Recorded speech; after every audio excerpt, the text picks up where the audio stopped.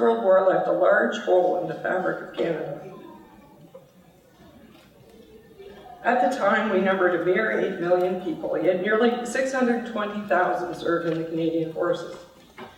Of that number, more than 66,600 gave their lives, and another 172,950 were wounded. Nearly 1 out of every 10 Canadians who fought in the war did not return, and those who did carried with them the physical and emotional scars of the terrible 4 years spent in a muddy hell. The impact of the First World War, not only to those who served, but to their friends and families, was so wounding to the national psyche that every year we still pause to remember Canada's war dead at the moment the guns fell silent almost 100 years ago. So it's my personal opinion that when we send soldiers overseas, we send the entire country. That's been my experience. And the amount of support that we receive is wonderful and strongly encouraged to continue. I believe that we make a difference. We make a difference on the lives of the people we touch when we go over to these places, and I believe that we often leave the place in a better place than what we arrived.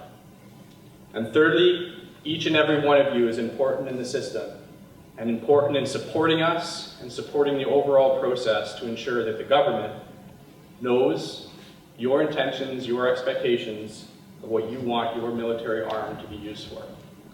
Thank you very much for the opportunity to be here and express my opinions and some of my stories with you.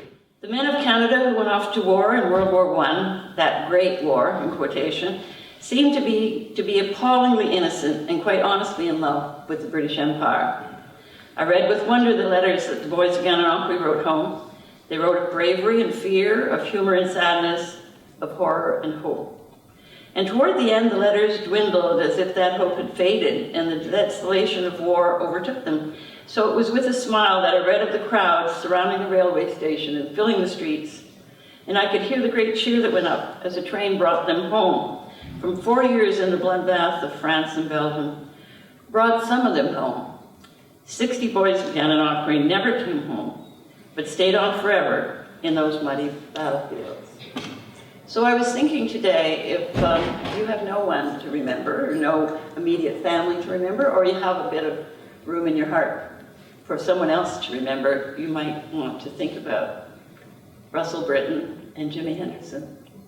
Thank you. Oh.